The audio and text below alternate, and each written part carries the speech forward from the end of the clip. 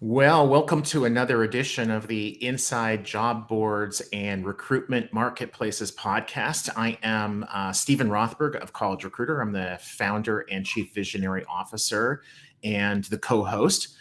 Before I turn the stage over to my other co-host, Peter Zollman of the AIM Group, just wanted to introduce today's awesome guest. We're going to learn even more about Google for Jobs. We had a session yesterday with his business partner, and we kind of dove in deep to sort of what some of the changes that are rolling out right now are going to be. And today we're going to take a little bit of a step back, a little bit more of a broader, higher level view, but definitely also talk about not just where things are at, where they've been, but where they are going. So Mark is the Chief Executive Officer and co-founder of Job Hub Central. It's an organization that helps job boards, recruitment marketplaces, et cetera, with their search engine marketing, acquiring traffic, Google for Jobs strategies, et cetera. So I can't think of anybody better to have this conversation with. Peter, you want to introduce yourself, tell people who the heck you are? Me. Let's not waste more time on me. Alrighty. Let's ask Mark. Google for Jobs. A factor now? Going to be a factor? Where's it going? How is it? And does it make job boards nervous, or is it a good thing? Great question. I'll kind of break that down in a couple parts.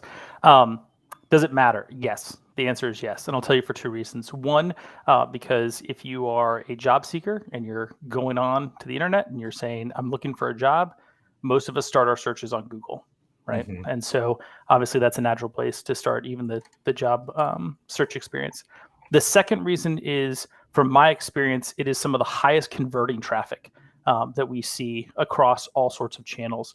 A good conversion rate you might see from another job board or another player might be 20%. We see a lot of sites getting upwards of 60% in terms of click to apply rates. Again, because the user's already sort of read that job description on Google, understands what they're getting to when they get to the site, and so they're already sort of ready to buy, if you will, or in this case, apply. Wow, so I can tell you from college recruiters numbers, we're not getting 60%. We're definitely south of that. I think we're going to have to talk after. So for the listeners who don't really understand what Google for Jobs is, where it came from, maybe like in a minute or two, you can give us like kind of a brief history and what Google's trying to do with it. Yeah, so I'll speculate on what I think Google's trying to do with it. But okay.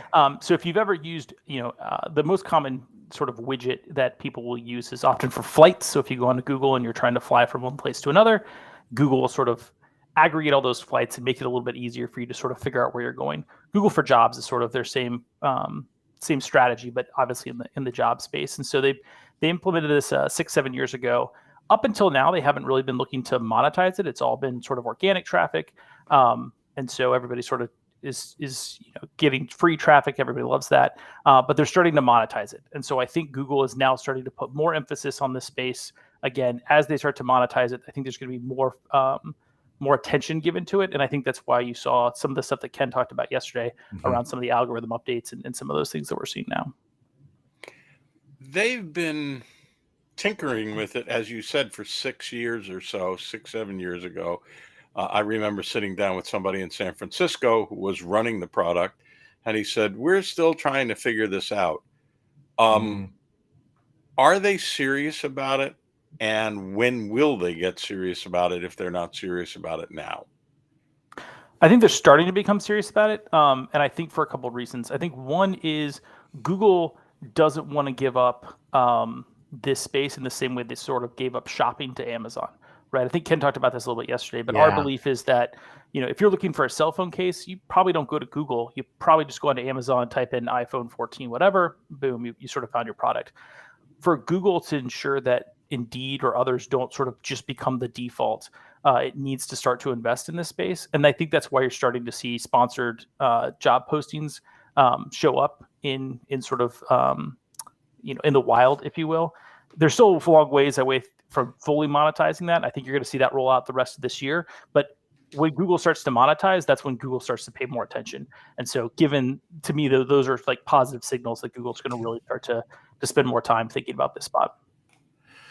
That's really interesting. So something that I just picked up on, my words, not yours.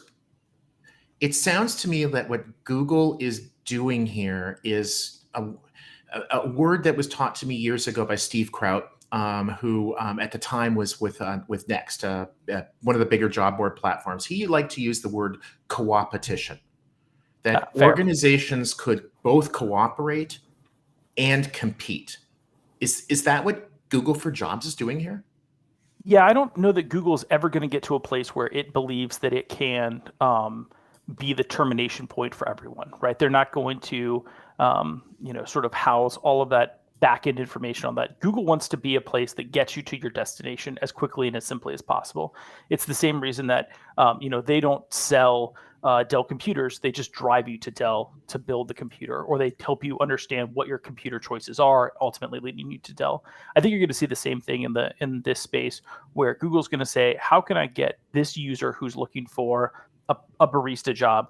How do I help them aggregate all that information that exists in the simplest way possible and get them to the right spot? That may be a job board. It may be an employer site. It could be, an ATS. Any of those things could work. But Google's trying to do it in a way where it has all the data and then is able to sort of, shovel you to the right spot. There's a lot of money to be made from job boards by Google, so I don't think that they're going to necessarily just come in and try to cut all the job boards out. There's too many smaller employers that may never build a Google account, and they would benefit from just being able to be a part of an ecosystem on one of the major job boards. Hey, wait a minute! Isn't that what Indeed said too? It's true. In some ways, I actually Google's following the Indeed playbook, right? Which is like, hey, what if I had all the jobs and then I give everyone sort of free traffic to begin with, and then over time start to try to monetize that. But one of the questions about Google is, let's assume they could capture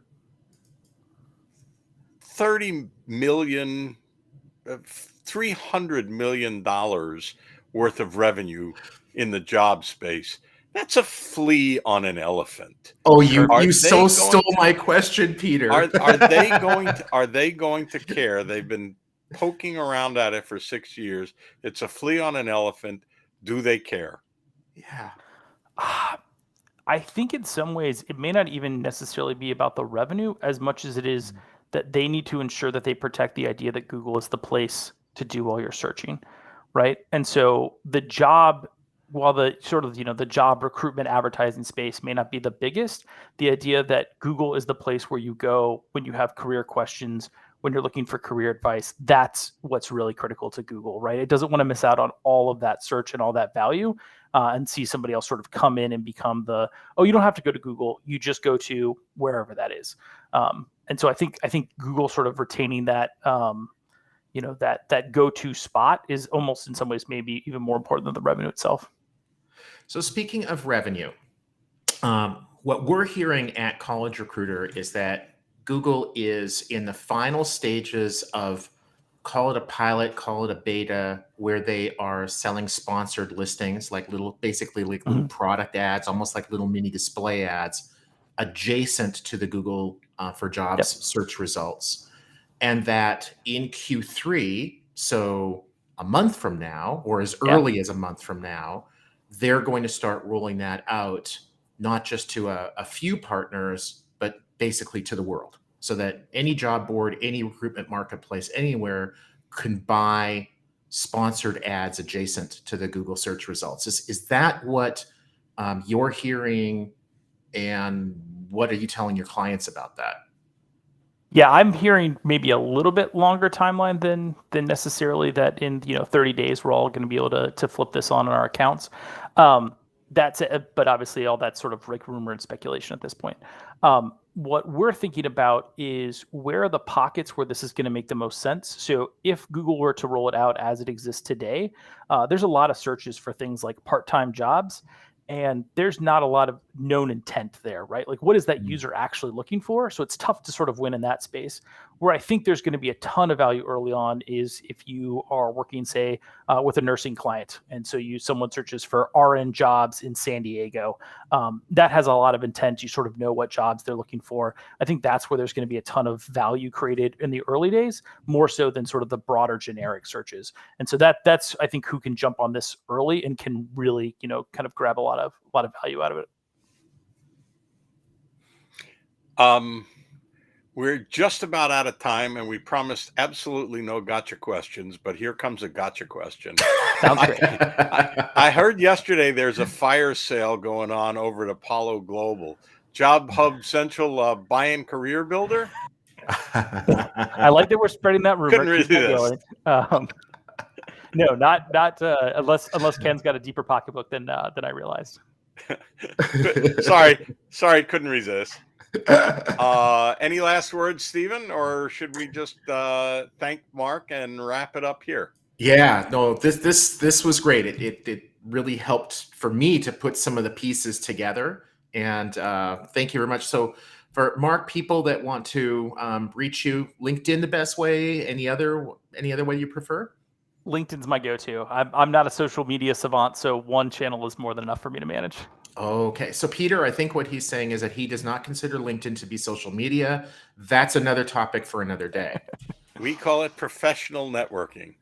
Anyway, right. On that note, Mark, thank you. Stephen, thank you. And we will see you soon. Take care. Cheers. Thanks for having me.